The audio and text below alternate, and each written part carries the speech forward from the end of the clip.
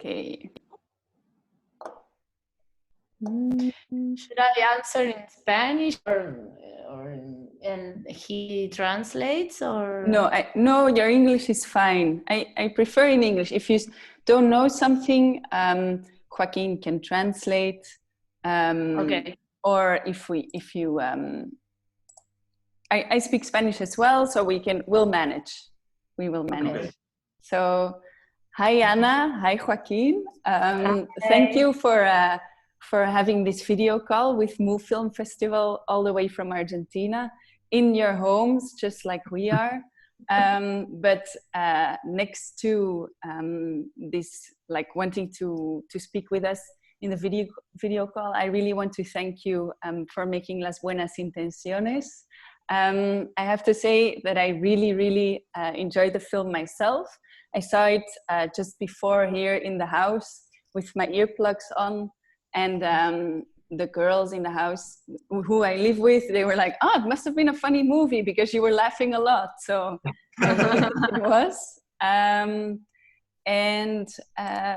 Anna, I wanted to ask you from the start, like in the beginning of the film, we don't realize yet that it's your own story, although you say para mi papá y para mi mamá. So in the beginning, the spectator is hesitating a little bit.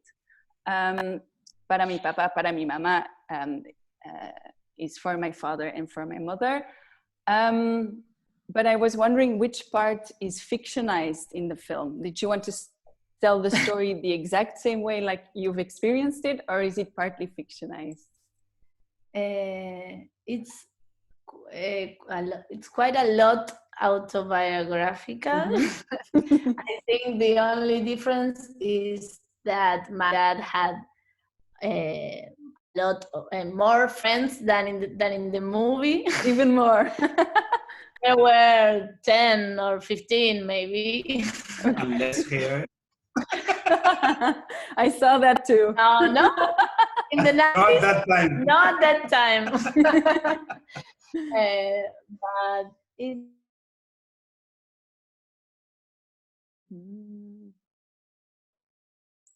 Something that I don't know. So this is not the truth. It's only my point of view, and not my point of view right now. It is my point of view when I was 10. Mm-hmm. I tried to respect the point of view of a little child, and I tried for the script. I tried to remember these times and not my view now that I am a mother, and I understand a lot of things more than you understand your parents better now than you did before. Okay. My mother. Mostly my mother. And what made you decide to make a film about this exact episode in your life? When I made a workshop 10 years ago, a script workshop, when I learned how to write a script then, and I don't know, it was like a catharsis, and because the professor said, write whatever you want, and I began to write handwriting, the first scene that you have seen, but I think I wanted to tell the last conversation between the daughter and the father. I wanted to go then. Anna, it seems that it didn't work. Well, it worked, the live, but it stopped uncertainly. I'm going to go back. Yeah, this is Charlotte. Yeah, sorry, for interrupting. Let's see. Okay. No. Oh, no, that was wrong.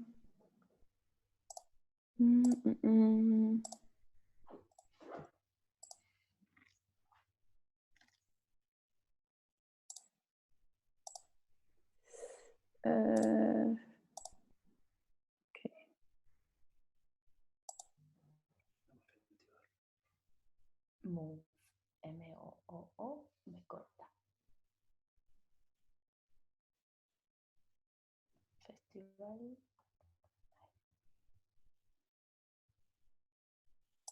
Okay.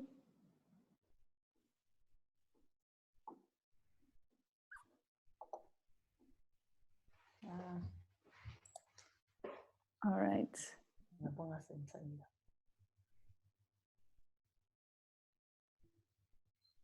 ¿Cuál fue la pregunta? Yay, we're live again. Ah, Okay. So, Anna, you were explaining, wait, where were you? In the... the script, maybe the Yeah, story. exactly. Yeah. That I think that I wanted to, I went directly to the moment. I wrote it in 2 months. Mm-hmm. I think Wow. I wanted to tell this chat between the Amanda and Gustavo. Yeah. The chat where she said to him that she will go away with her mother, and maybe the first mature decision of her dad that he said, go, it's better for you. Yeah. And it's like a little story, but it was very important in my life and in my personality structure. I think. So I thought that it was only my story, but I realized then that this story is more universal than I thought. And why is it so universal for you? Not for a lot of daughters in the world, because an example is we were in Toronto screening the movie, and in the end came a Japanese girl came and said to me, this is the story of my father, and she cried, we hugged and we cried together. And I realized that a lot of fathers like mine exist in the world. So I'm happy. The film is set in the 90s, and I'm born in the 80s as well. For me, it was also like a lot of memories, seeing the clothes and the style people were looking. How was it to find all these settings and all the styles of the 90s, all the clothes? How was it? Maybe that's also a question for you, Joaquín. Yeah. Joaquín is a producer, by the way, for the ones who are... Thank you. Yeah, we are not breaking the quarantine. We're just husband and wife, so everybody to know. Now, the thing was that we just, at first, we jumped to shoot the fiction. We thought that we were only going to use some parts of Anna's personal footage, so to represent the things that we couldn't.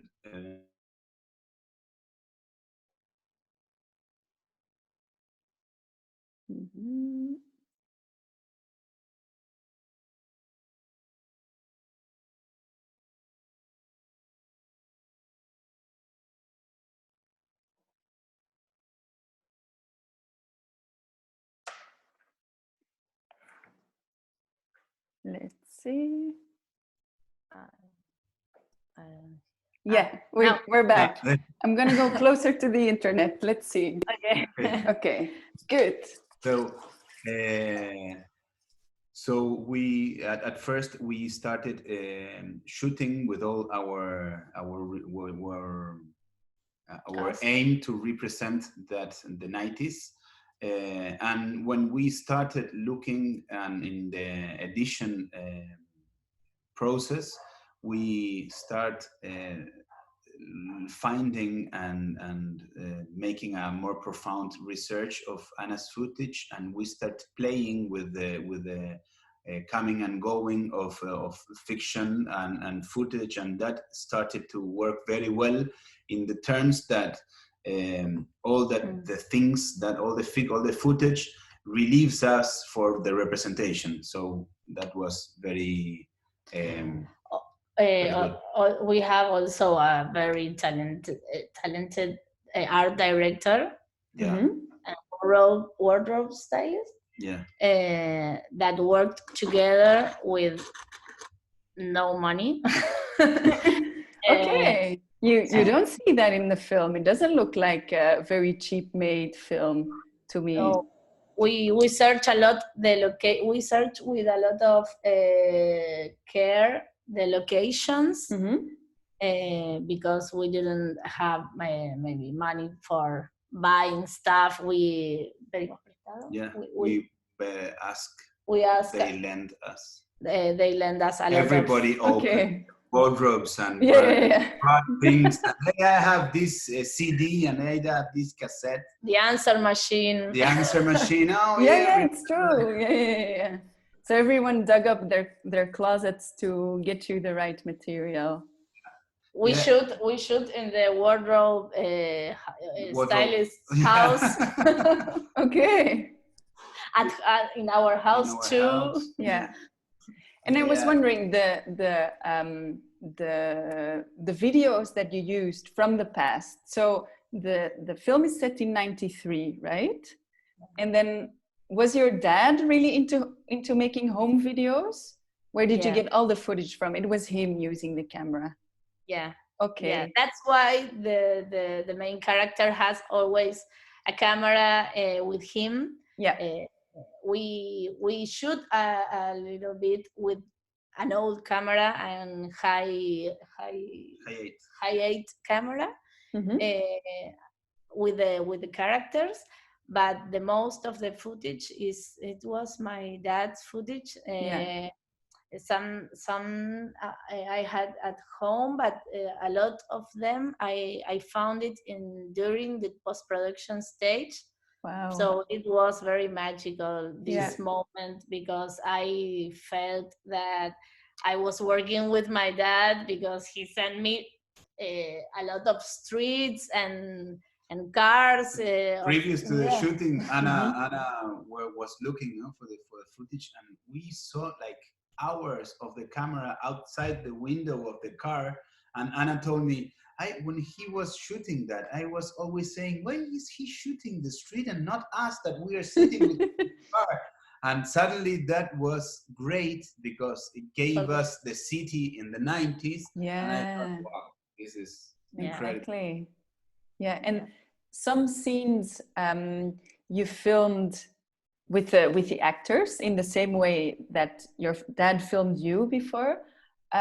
Did you use the exact same model or the exact same camera, maybe even? Maybe my dad was a PAL and camera, and this was an NTSC camera, but it was the same model, and the photographer, the director, DOP. Was crazy, because I gave the actors another camera, and I said, shoot with this during the shoot. So it was a little bit desordenado. Messy. Messy. Yeah.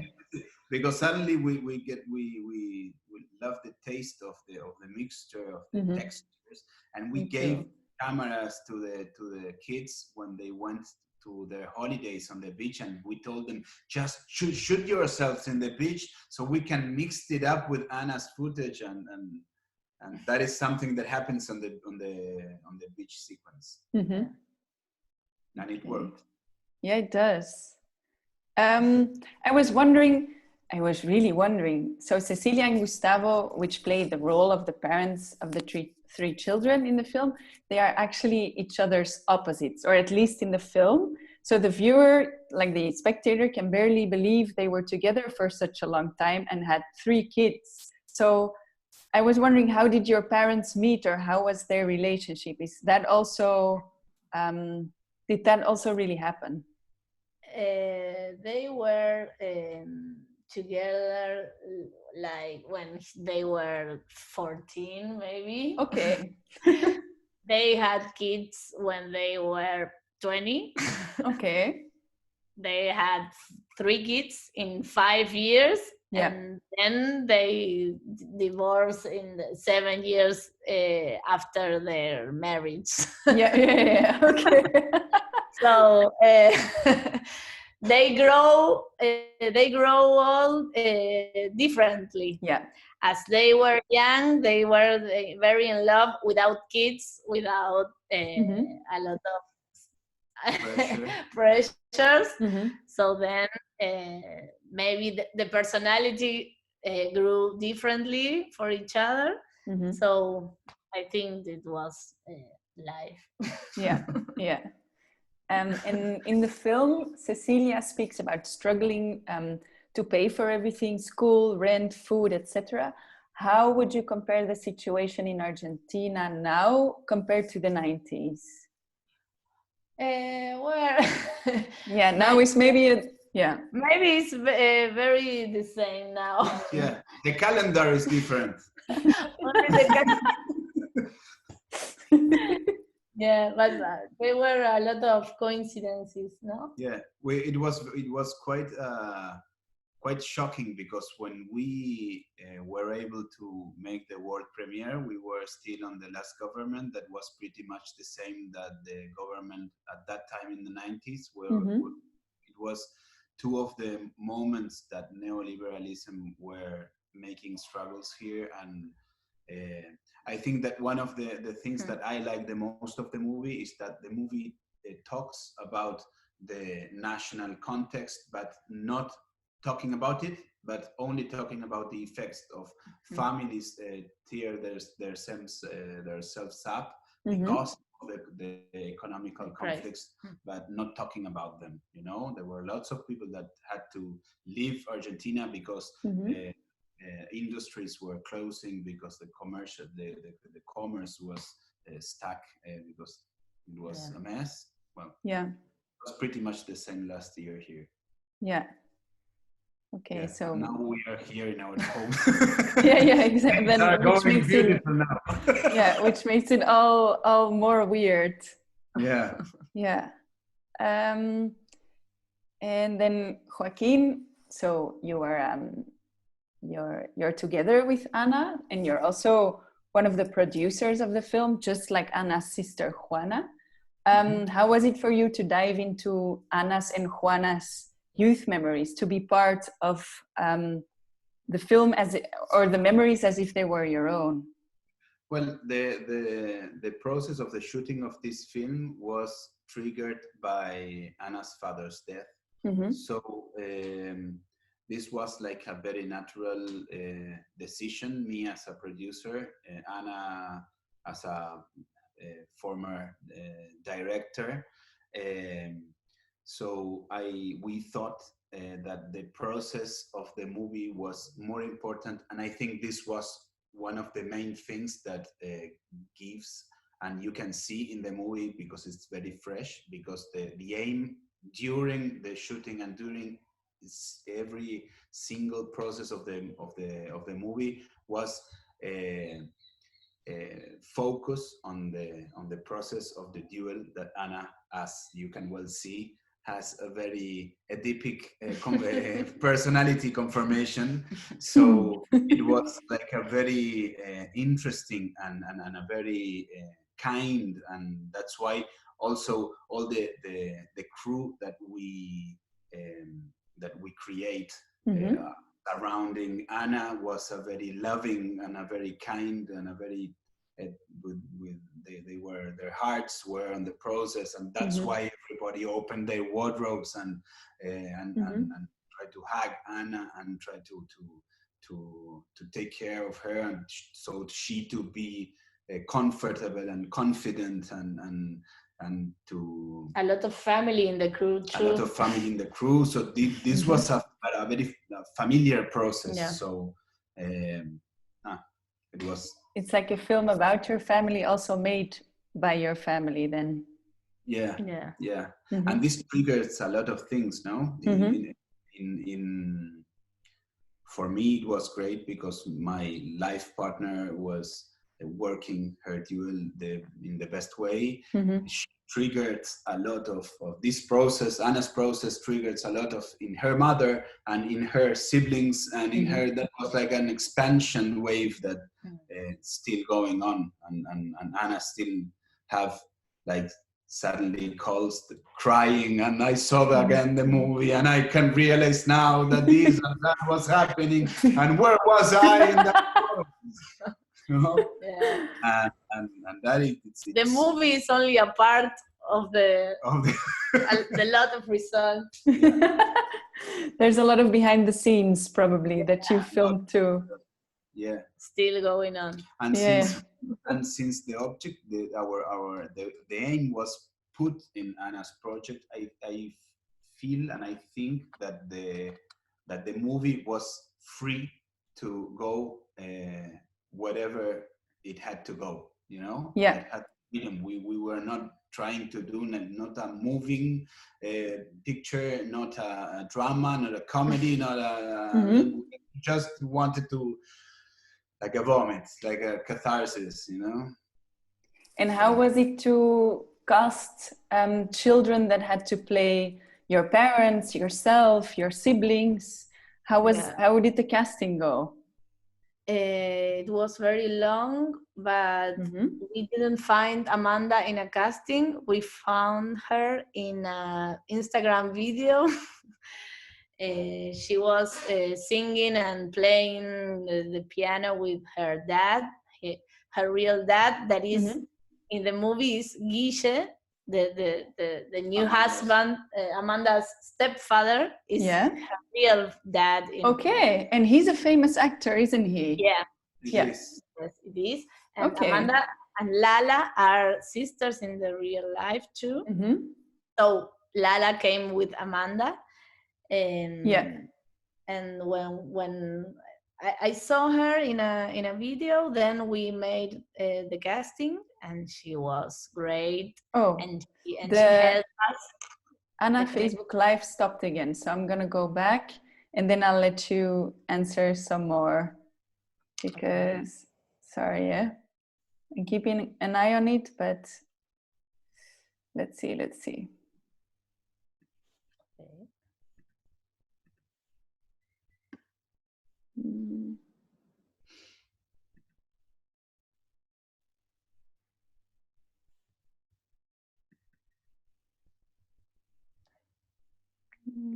Almost.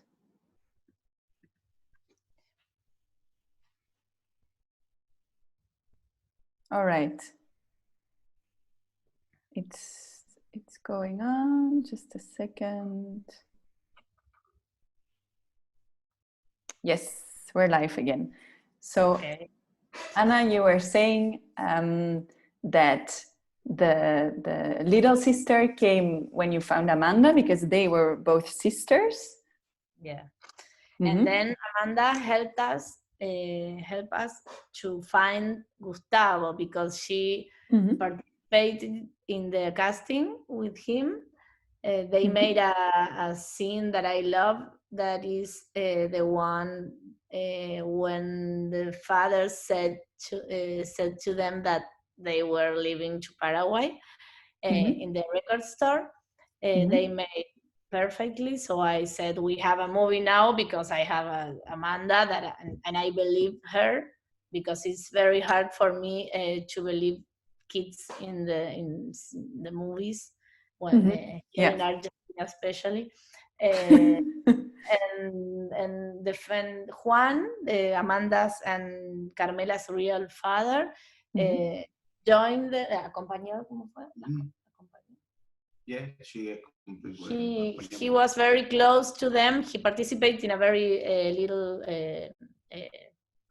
character part, and that was great, because it was the whole family.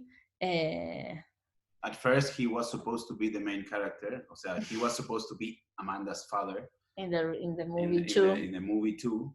And I told you, as a producer and as Anna's companion, I was very happy to be with Anna in this process. But when very known actor want to be the the main character, I thought as a producer, okay, this is going to be very good. And and suddenly, as a lot of dimensions in this movie, Amanda told us she didn't want her father to be her father. Okay. She didn't want to be the daughter of her father in the film. Why? Well, I said exactly the same. I said, okay. Why? Amanda, no. He's very well known here, and he's like a star. And she wanted her place or her first experience to be hers. Okay. She was already with the mentality of becoming a star as well. Yeah. But it was a very good decision because the children with her parents working is not so easy. My daughter wanted to be Amanda too, and I explained to her that it's very difficult to press a kid, and when it's your daughter is. Yeah. And all these things were happening at the same time, you know. I had this actress that telling me that her father not to be the main character, and Anna that she represent, and Anna want to make the duel of her father. And at that time, Amanda's character was called Julia. That Julia is the name of Anna's daughter. So I had to change because my therapist said that I had to change the name. Cool. I called the character Amanda because I love the name, and because my name was hidden in Amanda's name. Yeah, exactly. Yeah. And I like that, and because her sister told her Aman, and Aman is like to love in Spanish. Ah, that's true. Aman, and I love these coincidences. And then I was wondering as well if you are, no, actually Mark of the festival asked me just here in the box, were there other films that you were inspired by? Oh, damn it. The connection lost again. I will put it live again afterwards. I have one more question after this one, and then I will leave you enjoy your quarantine. We have not so much to do.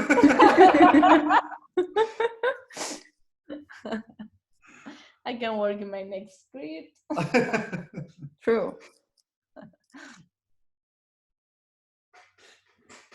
Okay. It's going on. Just a second.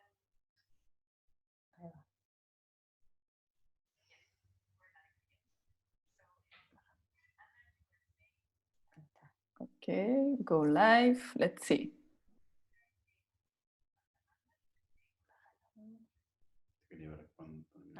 ¿Lo puedes ver? Sí, ahí está.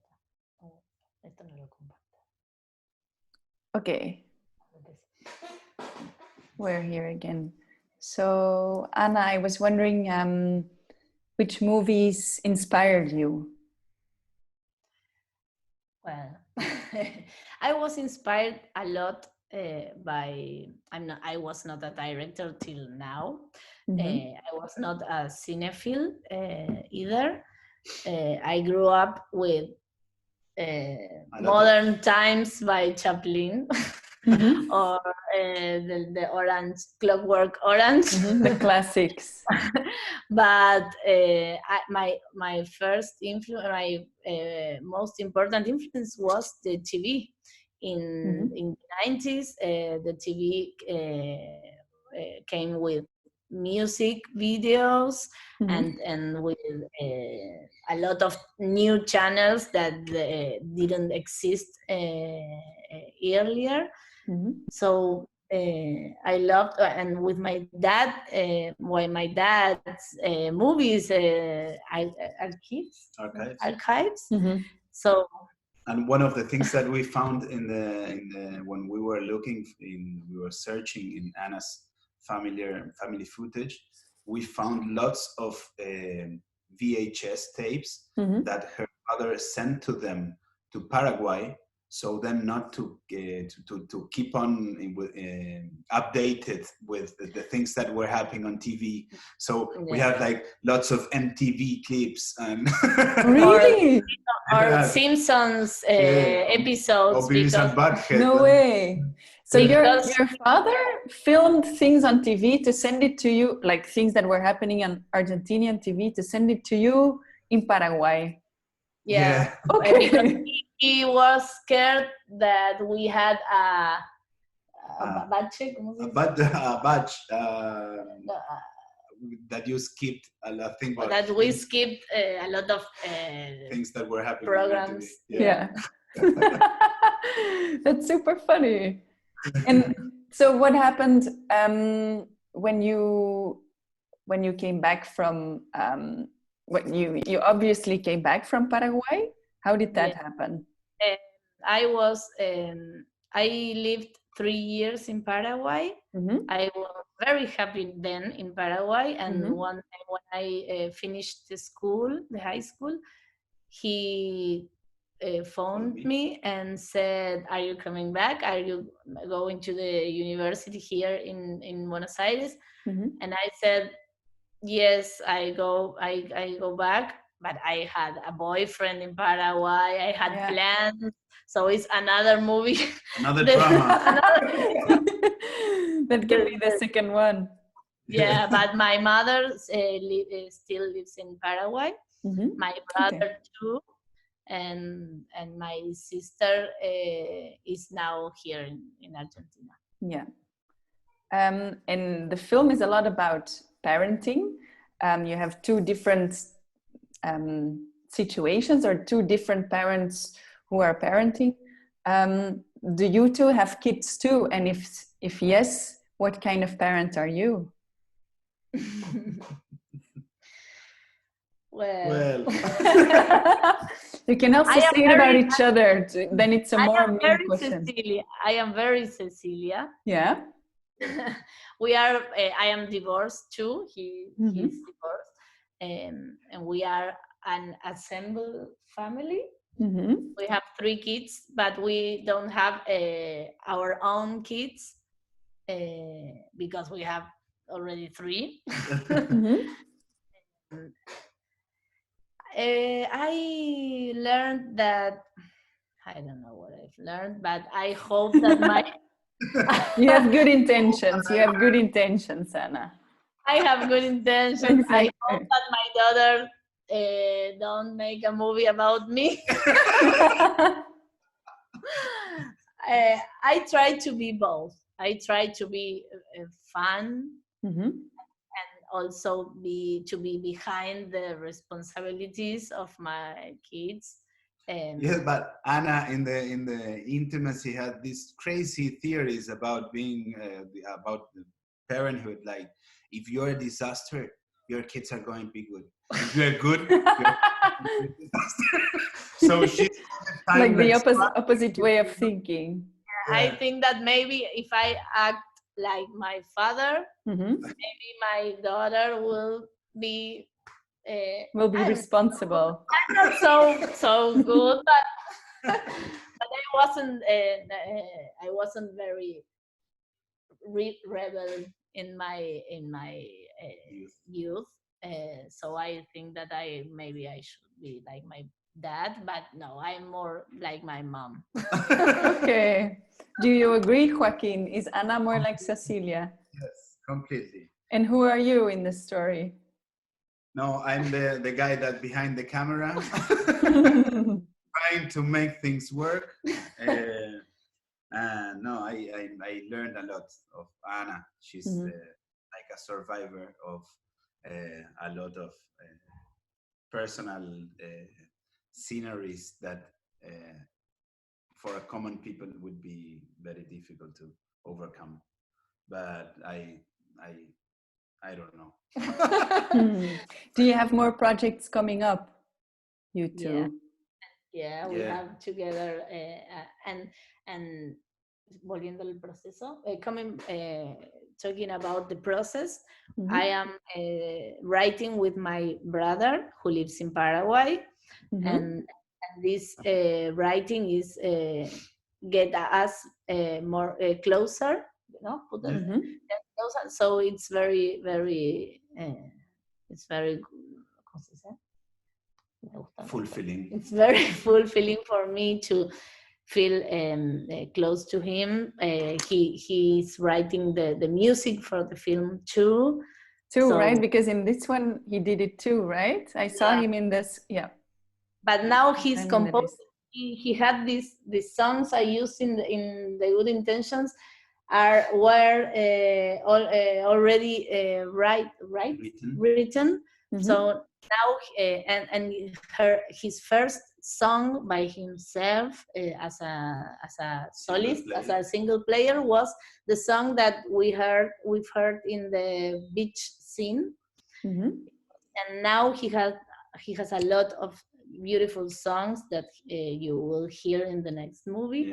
One of the things that the movie triggered is his single player career. So that was it was very nice. So actually his career also comes from the youth and the influence of your dad. Absolutely. See, not everything for everyone, I think. Okay. Then I think we have to wrap up our conversation. I would really like to thank you to give me and everyone watching some more insights into the film and into your personal lives as well. I hope you, as you said before, we went live, that everything will be okay for you as well in this quarantine, and keep up with the good work inside as well, like having to cope with each other, being so close, just having dug into someone's memories of the family is intense, I assume. So I wish you all the best, and I hope we can see each other in the future when you bring out your next film, and we will invite you to MOOOV Filmfestival in real life. We hope that too. All right. For this talk and for bringing us out of our house. You've been a little bit in Belgium. We've been a little bit in Argentina. So I'm happy about that. Great. Thank you very much. Thank you very much. Nice to meet you. Joaquín. See you, Anna. Bye-bye. Everybody.